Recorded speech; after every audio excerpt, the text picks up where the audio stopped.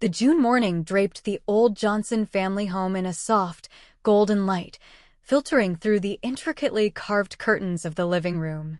Rays danced on the polished oak table, illuminating the dusting of flour where Evelyn, a spry 72, skillfully rolled out dough. Her hands, despite her age, retained a remarkable nimbleness and grace, as if they were part of an ancient, practiced dance of preparation. The air in the house was infused with the subtle aroma of cinnamon, ripe apples, and delicate vanilla, a fragrance that, for every member of her family, was invariably synonymous with the warmth of home, unconditional comfort, and her boundless, all-encompassing love. Today's apple pie was no mere dessert. It was a culinary symphony, crafted specifically for the upcoming family gathering where important matters, as she naively believed, were to be discussed. She hoped it would strengthen their seemingly weakened family ties. Each careful cut on the flaky pastry, each pinch of fragrant spice she added to the filling, was steeped in deep tenderness and a sincere hope for reconciliation and unity. She dreamed that this pie, made from an ancient recipe passed down through generations in their lineage, would become a silent yet powerful symbol of their unbreakable togetherness. For many years, decades even, Evelyn's home on Century Oak Avenue was not just a building of brick and mortar, it was the heart of their family, the pulsating center of their shared joys and sorrows. She remembered how she and her late husband, George, a young carpenter with dreams of a large family, bought this plot of land when there were only scattered houses and endless fields around. They built it with their own hands, pouring their love, their hopes, their dreams into every brick. George, with his mighty hands and kind heart, personally planed the railings, laid the brick paths, and planted every tree in their extensive garden. Evelyn, for her part, was responsible for the warmth and comfort inside. She painted plates for the kitchen, wove rugs for the bedrooms, embroidered tablecloths for the dining table. Every item in this house, from the creaking floorboards to the antique chandeliers, told its own story, bearing witness to countless family moments. Their only son, Michael, was born here. Here he took his first unsteady steps. Here he laughed, played, and learned about life. Evelyn recalled how George taught Michael to throw a ball in the backyard, how they both laughed at his clumsy attempts to nail up a shelf. After George's death 15 years ago, the house became not just a refuge for Evelyn, but a living monument to their love and their shared life. She maintained it in impeccable condition, carefully tending the garden, which was her special pride. For decades, this house was a pilgrimage site for the entire family. For every Christmas and Thanksgiving, for birthdays and anniversaries, Michael, his wife Sarah, and their son Daniel would come here to enjoy her cooking, listen to her wise advice, and feel part of something grand and indestructible. Evelyn always greeted them with open arms. Her kitchen was always full of food, and the living room with laughter. She gave them all her love and care, never complaining about the loneliness that sometimes squeezed her heart in the empty house. She believed her efforts and her love were appreciated. She had always been a pillar of support for Michael. When he was just starting his business, she unhesitatingly gave him all her savings, asking for no receipt. "Son, you are my pride," she would say, "and my duty is to support you." He promised to repay her once he was on his feet, but over time, that promise dissolved into thin air like smoke. Evelyn didn't dwell on it. For her, money was merely a means, while family was the ultimate value. She helped Sarah raise Daniel when he was small, spending every summer with him, teaching him to read, play chess, and tend to the garden. Daniel was her light, her joy. He had always been attentive to her, seeming to understand her without words. In recent years, however, Evelyn began to notice subtle, almost imperceptible changes in Michael's and Sarah's attitudes. Calls became less frequent, visits shorter. Their conversations increasingly revolved around her health, her ability to manage the large house, and her finances. Always under the guise of care. "Mom, are you sure you're keeping up with all these bills?" Michael would ask, his voice laced with feigned concern. "Maybe I should take a look? After all, I'm your son. Who else should take care of you?" Evelyn always brushed him off, insisting she was perfectly capable of managing her own affairs. But these questions, like tiny splinters, slowly but surely embedded themselves in her consciousness. One day, Sarah suggested, "Evelyn, why don't we hire someone to help around the house? Cleaning, cooking. It must be hard for you. We could pay for it out of your pension." Evelyn immediately refused. "I am still strong, Sarah, and I enjoy taking care of my home myself. It's my solace."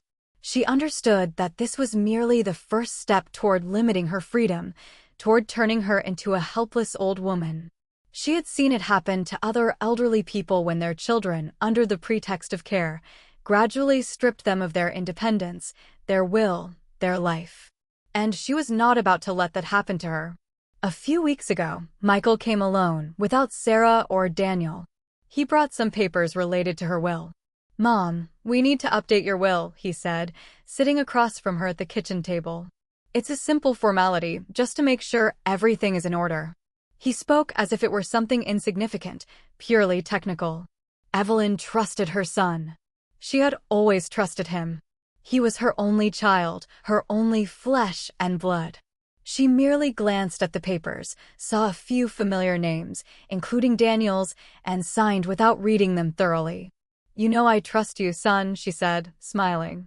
Michael smiled back, but his smile seemed a little forced to Evelyn, and his eyes, too quick to look away. That moment, barely noticed then, now flared in her memory with sharp, burning pain. She felt as if a crack was forming in her heart, foreshadowing a storm. When the last, elaborate flourish was applied to the golden crust of the pie and it, fragrant and promising, was sent into the hot oven, Evelyn felt a slight, pleasant fatigue, but her heart was surprisingly warm and at peace. She knew that her only son, Michael, along with his wife, Sarah, would arrive first. Her grandson, Daniel, as was often the case, would likely be late, but his bright, infectious laughter always brought a special, incomparable joy to this old house. She awaited them all with eagerness, anticipating a cozy evening filled with heartfelt conversations, genuine laughter, and shared memories. Perhaps she might even persuade Daniel to stay the night, as in those distant but cherished times when he was just a small boy and would hide beneath her massive quilt, spellbound by her wondrous tales of faraway lands and brave heroes. However, the very first moments of this eagerly anticipated reunion shattered her idyllic vision into myriad sharp fragments. Michael strode into the house without bothering to remove his shoes, leaving dirty prints on the gleaming parquet floor. Behind him, like a shadow, Sarah slipped in, her face impassive, her gaze sweeping over Evelyn without the usual warmth. There was no traditional firm embrace, no tender kiss on the cheek, which usually accompanied their greetings. Only a swift, almost indifferent glance, devoid of any affection. "Mom, we need to talk seriously." Michael's voice was dry, lacking the slightest warmth, carrying a cold, metallic undertone that immediately put Evelyn on edge. She felt a chilling shiver run down her spine. Something in his uncharacteristic tone, in Sarah's tense, almost aloof posture, in the way they both avoided her searching gaze, instantly triggered alarm and a premonition of misfortune. She, attempting to somehow defuse the suddenly heavy atmosphere, offered them freshly brewed tea, but Michael merely waved an impatient hand, as if swatting away a bothersome fly. "No time for formalities, Mom. We are here on business." Very important business, his words sounded like a command. Sarah, meanwhile, pulled a stack of neatly folded papers from her designer handbag, her movements practiced and professional, as if she were not in her mother-in-law's cozy home, but at an important meeting in the office of a large corporation. Evelyn watched them, her heart beginning to ache painfully, the foreboding of something irreversible growing with each passing second.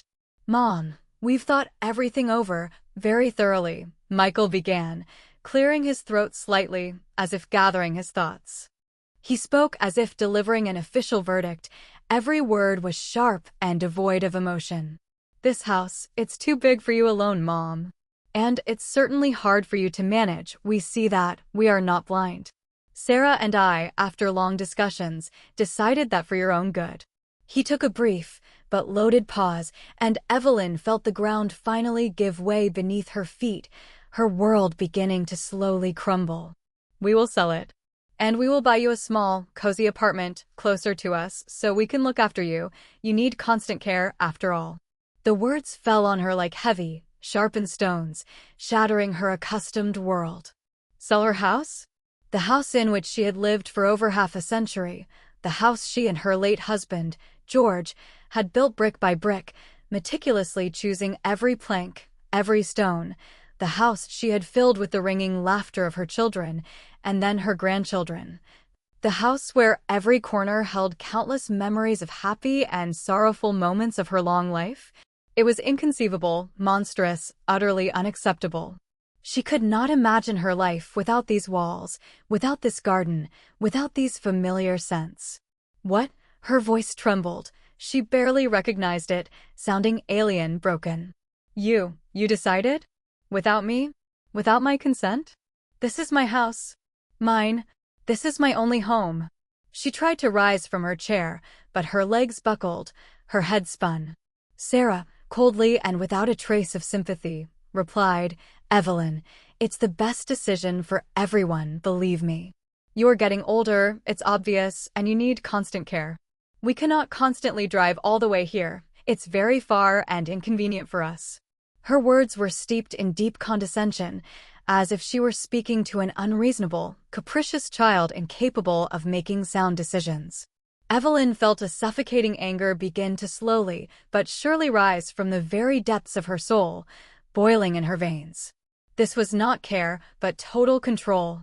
Not care, but simple convenience. Their convenience. She had always been a reliable support for them, always helped in any situation, never refused anything, giving her last. And now, like old, unwanted furniture, they had simply decided to relocate her somewhere so she wouldn't bother their new, comfortable life. What about me? My wishes? My feelings? Evelyn asked, desperately trying to hold back the welling tears that stung her eyes. You did not even ask me. This is my sanctuary. My fortress. My life.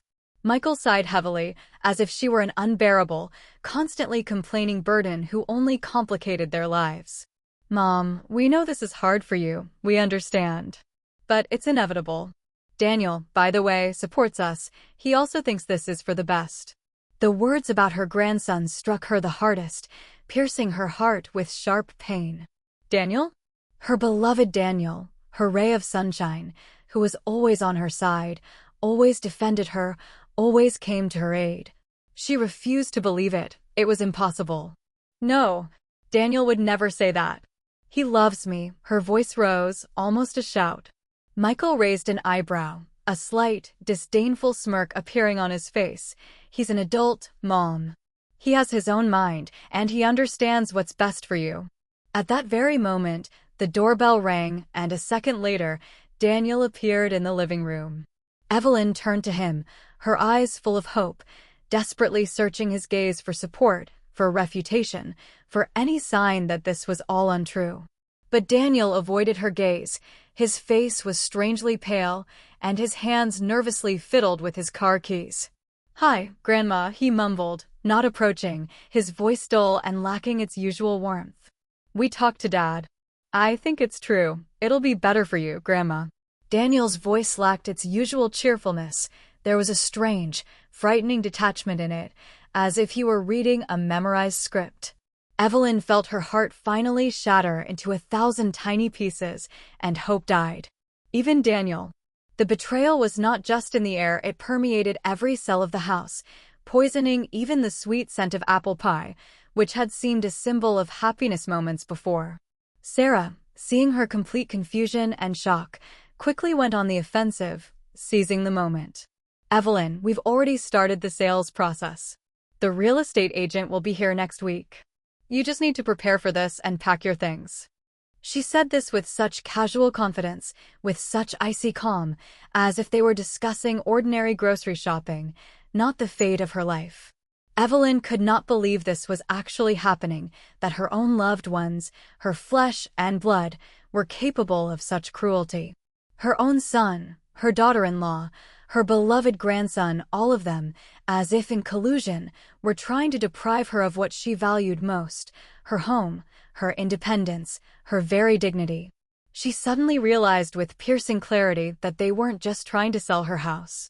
They were trying to strip her of her entire life. She looked at Michael, trying to read even a drop of regret, even a shadow of doubt in his dull eyes, but she saw only cold detachment and blatant impatience. He was already gone. His thoughts were far away, occupied with something else, something more important. Evelyn felt trapped, like a defenseless bird in a gilded cage from which there was no escape. This imposed care was nothing less than cruel, ruthless captivity. Her world had shrunk to the size of this room, where, it seemed, every object, every gleam of light, testified to her helplessness and despair. How could they do this? How dare they make decisions for her, without asking her opinion, without considering her wishes, her needs? Pain pierced through her, but somewhere deep inside, beneath a thick layer of despair, a tiny yet stubborn seed of resistance began to sprout. She could not let them so easily strip her of everything she cherished. She had to fight, no matter the cost.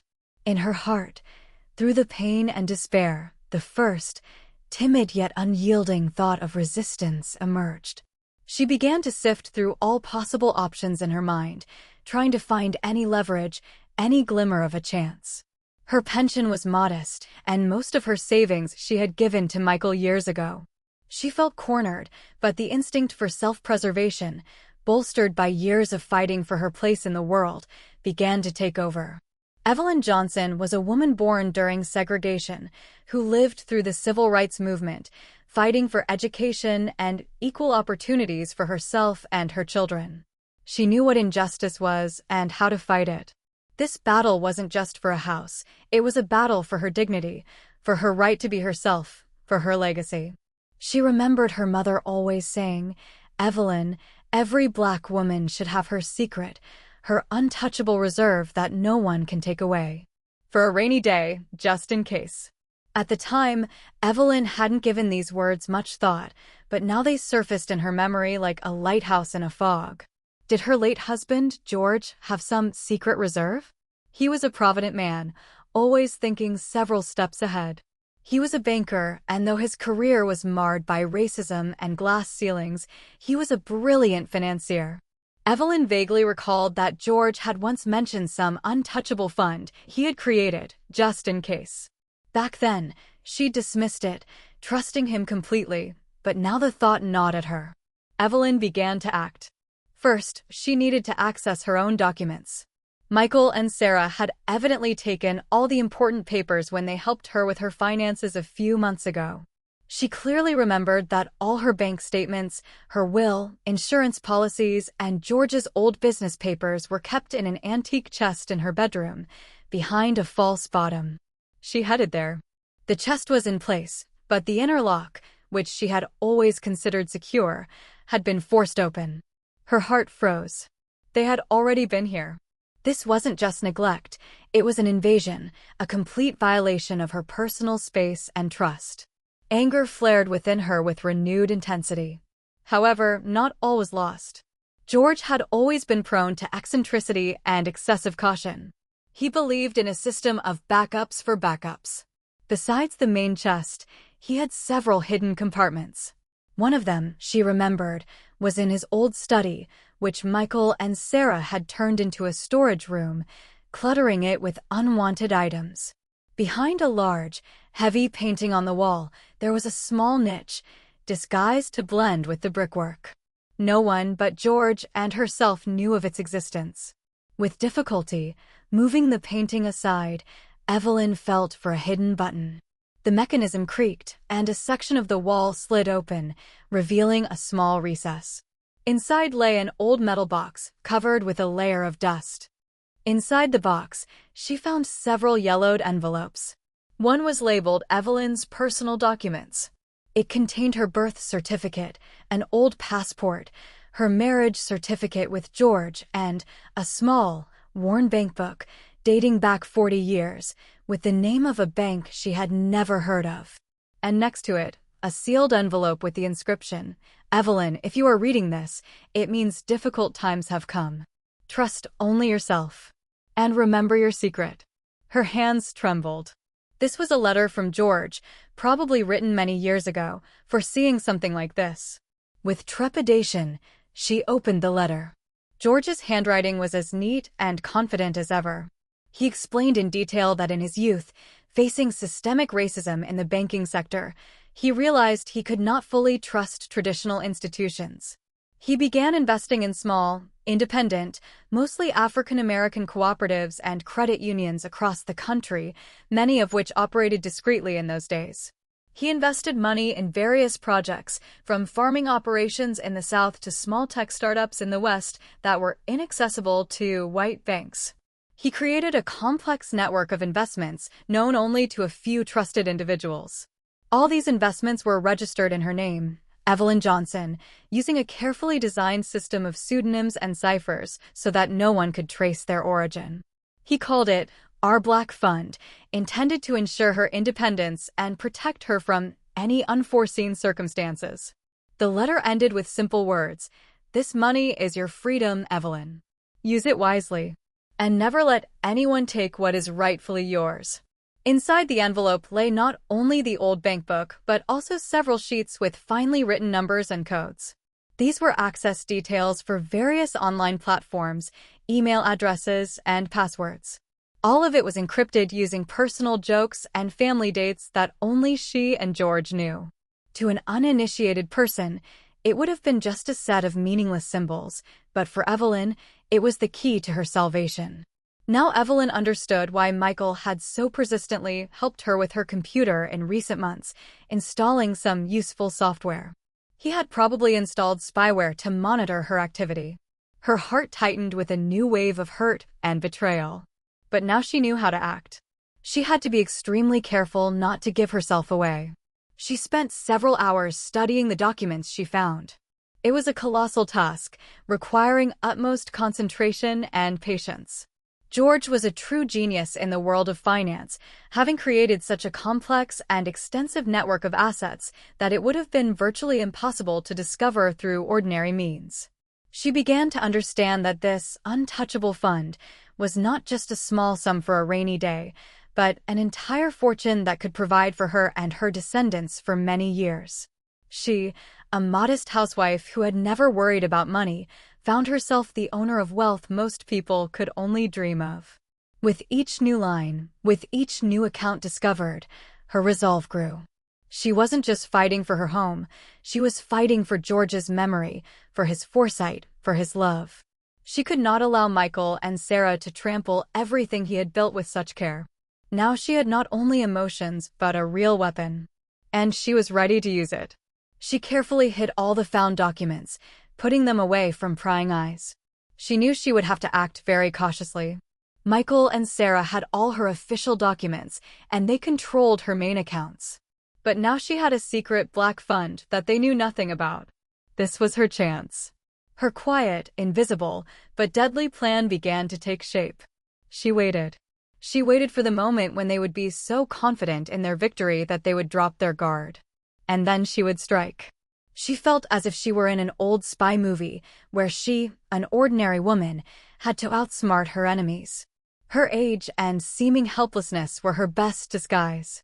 No one expected resistance from her, especially not such sophisticated resistance. This gave her an advantage.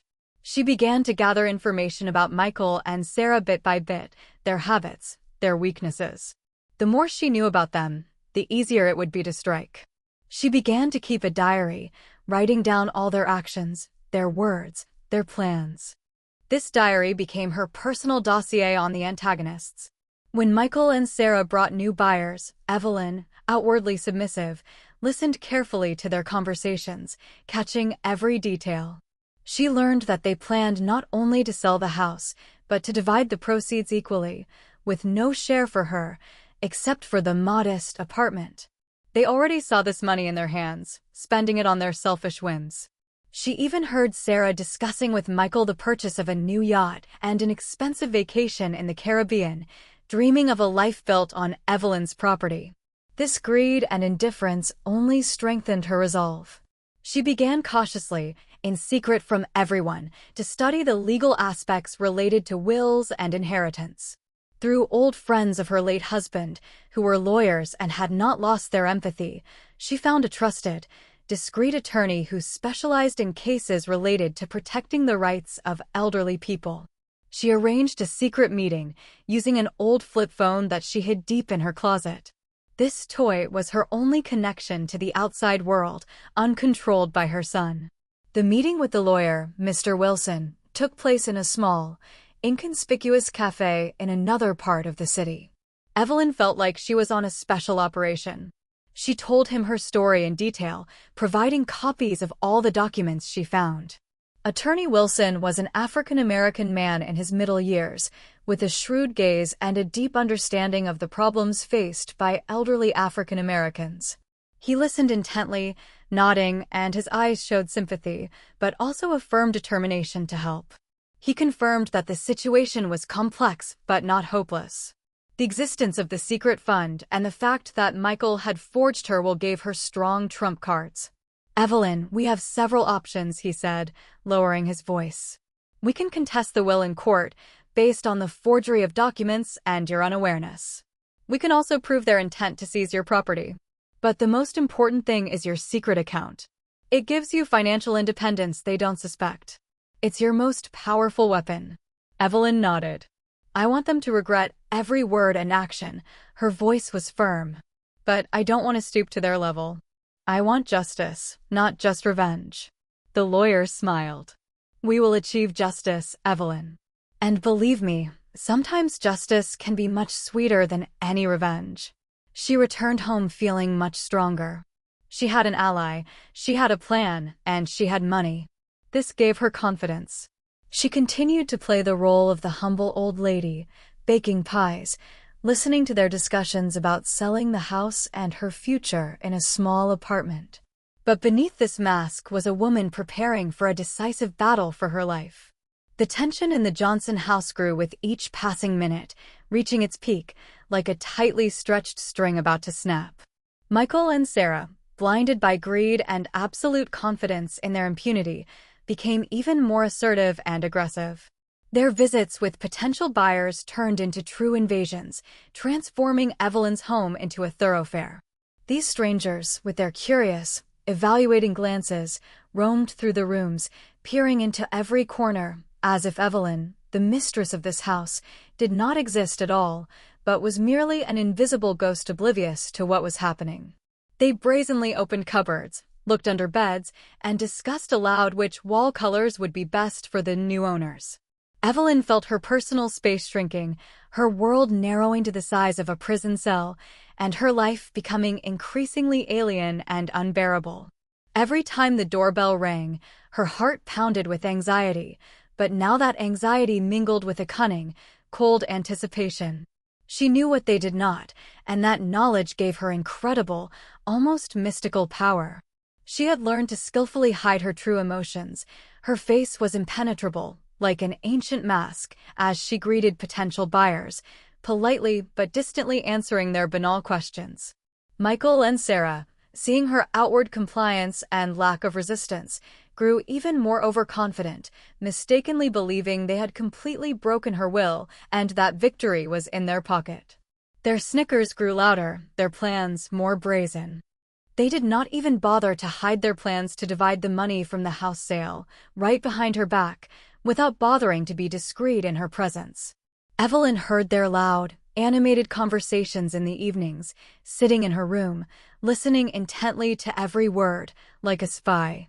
They gleefully discussed buying new, gleaming cars, planned expensive vacations to exotic resorts, and talked about investing in their own dubious businesses that Michael had long been trying to launch, completely ignoring her needs, her desires, and her future. They already saw this money in their hands, spending it on their selfish whims and exorbitant desires. Evelyn even heard Sarah discussing with a friend on the phone the purchase of a new yacht and a luxurious vacation in the Caribbean, dreaming of a life built on Evelyn's property, on her pain, on her humiliation. This greed and indifference only strengthened her resolve. Every phrase they uttered only added fuel to her inner fire.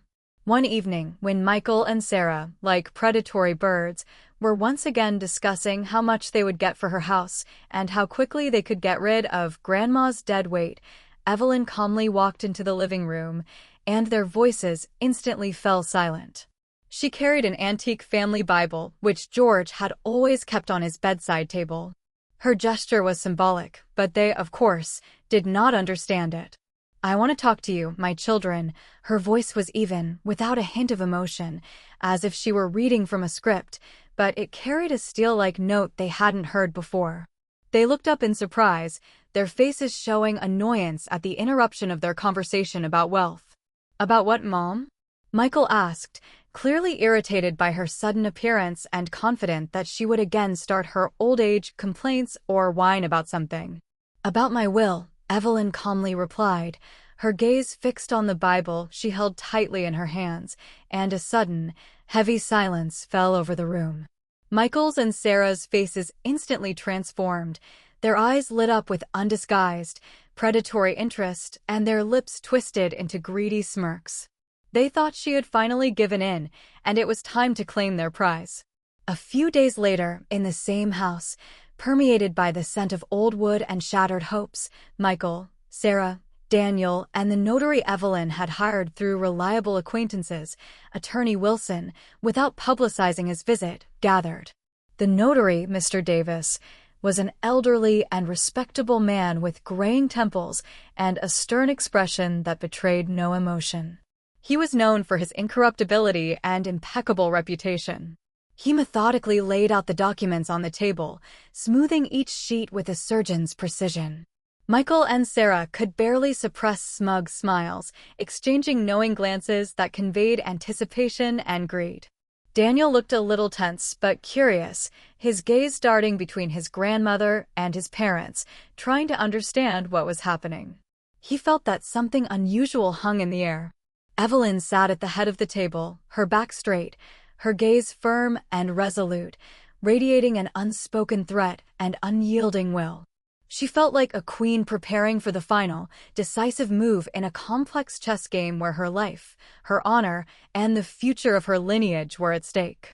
She wore her best dress, the one she wore for important family celebrations, and around her neck hung a locket given to her by George, her late husband.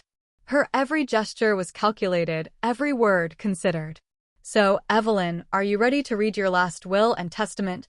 the notary asked, his voice formal and impassive, devoid of any personal intonation. He looked at Evelyn, awaiting confirmation. "Ready," she replied, her voice clear and confident, like the chime of a bell. She picked up a thick folder of documents that lay before her. "I, Evelyn Johnson, born on October 15, 1952, in New Orleans, Louisiana, residing at." She stated her full address, being of sound mind and memory, and of my own free will, wish for my property, accumulated by me over long and sometimes difficult years, to be distributed as follows. She paused briefly but meaningfully, her gaze slowly sweeping over Michael's and Sarah's greedy, tense faces, frozen in anticipation, and then gently settling on Daniel, who sat with downcast eyes, as if sensing something amiss. "My house at the address where we are currently located, number 145, Century Oak Avenue, with all adjacent land and structures, where I have lived my entire conscious life, where I raised my son and grandson, where every corner is filled with memories of love and labor." She uttered these words with a special inflection, so they would feel every single word, "shall be transferred into the full ownership of my beloved grandson, Daniel Johnson, born on March 23, 1998. Without any encumbrances or conditions, this is his lawful inheritance, which I leave to him in memory of myself and his grandfather, George." The room erupted in indignation. Michael sprang from his chair, his face instantly red with rage and disbelief, his eyes wide with shock. "What? Mom, have you lost your mind? Have you completely gone senile? How could you do this?" His voice rose to a scream, full of undisguised anger and shock. Sarah glared at him, trying to calm him, but her own eyes widened in shock, and her face showed complete bewilderment and disappointment. Daniel stared at his grandmother in stunned disbelief, his lips trembling and tears welled in his eyes. He had not expected such a turn. "Wait, Michael, do not jump to conclusions, please," Evelyn said calmly, raising her hand as if to signal. Her voice was firm but composed. "That is not all. Far from everything I wanted to announce today." The notary nodded at her, urging her to continue. His face remained impassive, but a slight glint of interest appeared in his eyes. "As for my savings and assets, including those colossal sums held in my secret account, the existence of which none of you, except my late husband, ever suspected." At this, Michael and Sarah gasped sharply, as if their breath had been cut off, their faces turning pale. A secret account? They knew nothing about it. Their eyes darted around frantically, trying to understand what was happening, their faces twisted with confusion, fear, and a premonition of disaster. Evelyn allowed them to suffer for a moment, savoring the moment of their disarray.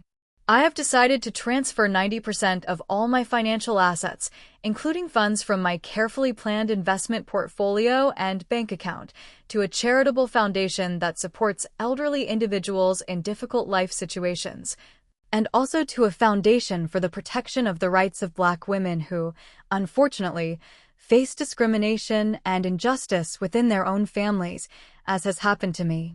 These foundations are located in different states to most effectively reach those who truly need help." She spoke with unyielding confidence, her voice rang with the triumph of justice. "And only 10% of these funds." She made a theatrical, chilling pause, her gaze sweeping over Michael's and Sarah's faces, which were now deathly pale. "I leave to those who truly cared for me and showed genuine love and respect, and not just predatory interest in my money, who did not try to deceive and use me. These 10% will be distributed between my grandson Daniel, who, despite everything, remains a part of my heart and my hope for the future, and my distant relative, Clarissa Mason, who was always by my side and supported me during the most difficult times, showing true kindness and humanity." A deathly silence, thick enough to cut with a knife, its density pressing down on everyone present, fell. Michael and Sarah were pale as sheets, their mouths hung slightly open in shock. Their grand dreams of easy money, of a carefree future, of a luxurious life they had already planned, collapsed in an instant, shattering into thousands of sharp fragments. A secret account? Charity? None of what they had naively counted on was theirs. Michael, trying to speak, merely choked on air, his face turned crimson. Sarah, in turn, clutched her heart, her eyes filled with horror. Only Daniel, though in deep shock from what he heard, looked somewhat relieved. His eyes shone with surprise and, perhaps, shame for his parents. He received the house he had loved since childhood and a significant share of his grandmother's funds. Clarissa, who had come at Evelyn's request and sat quietly in the corner, watching everything unfold, shed a tear of unexpected and profound gratitude. She had no idea Evelyn valued her so highly and remembered her good deeds. Michael finally found his voice, which trembled with indignation and powerless rage. "Mom, you cannot do this. This is not fair. This is simply unjust. You are ruining us." He was practically weeping with fury and disappointment. His voice broke into a whine. "We are your family. Your blood. How could you do this to us, your own children? We cared for you." Evelyn looked at him coldly, her gaze piercing and full of disappointment. "A family that wanted to kick me out of my home? A family that wanted to strip me of everything I had, even my memories? A family that did not even bother to ask for my opinion, my wishes, my feelings? No, Michael. That is not family. You thought I was old and helpless, but you were wrong, very wrong. I always cared for you, always gave my last, asking for nothing in return. And you saw me only as a source of profit, a convenient toy for your manipulations, nothing more." Sarah, trying to salvage the situation, intervened, her voice filled with despair, and her eyes shot daggers. "Evelyn, we just wanted what was best for you to live in comfort and safety. We thought of your well-being." "Best for whom?" Evelyn cut her off, her voice cracking like a whip, making Sarah flinch. Best for you, Sarah. For your new cars and yachts, for your Caribbean resorts, for your new business into which you were going to invest my money. Did you think I didn't know about your cunning plans? About your secret conversations that you thought no one heard? About how you were already dividing my money, which you had not yet received? I heard everything, Sarah. And I saw everything, your every move, your every greedy glance, your every lie. Her voice filled with steel, carrying notes of a final, irreversible verdict. And you know what? I am truly sorry that you never understood the true, profound values of life. You did not lose money, my children. You lost something far greater, my trust, my love, my respect, and, ultimately, yourselves. You lost my favor and my appreciation, and that is more valuable than gold. The notary, after a long silence, finally finished reading the will. Evelyn signed it, her hand steady, and her heart surprisingly calm and at peace. She felt that she had finally gained her true, long-awaited freedom. This was not just revenge, not merely an act of retribution, not simply a punishment. It was the restoration of justice, the reclaiming of her own dignity, which they had tried to trample into the dirt. Michael and Sarah left without saying goodbye, their faces contorted with anger, disappointment, and complete devastation. They abandoned the house they had just lost like thieves. Daniel approached his grandmother, his eyes full of tears of remorse, and hugged her tightly. "Grandma, I did not know. Please forgive me. I was so foolish to believe them." There was sincere, deep remorse in his voice. Evelyn hugged him back, her heart filled with warmth and forgiveness. "It is all right, Daniel. Everything is all right now. Now you know the truth." Several months later, Evelyn, now completely free from the shackles of the past and others' expectations, sold the old house to Daniel for a symbolic sum, far below market value, retaining the right to visit whenever she wished to see her grandson and enjoy the garden. She herself, following a long-held dream, purchased a small but luxurious townhouse on the coast in a picturesque location, surrounded by a fragrant garden and with an ocean view she had always dreamed of but considered unattainable. Now she traveled the world, visiting places she had read about in books, engaged in philanthropy, supported young talents from the African American community, and lived a full, rich life, enjoying every moment of her newfound freedom and independence. She often met with Clarissa, they attended concerts, exhibitions, and traveled the world together, savoring each day spent together. Michael and Sarah tried to contact her several times, sending messages and calling, but Evelyn demonstratively ignored them, not answering a single call. They received what they deserved, oblivion and complete solitude. Their greed had led them to ruin. They were left with nothing, having lost not only an inheritance, but also the mother who had once loved them with all her heart. Evelyn finally found peace.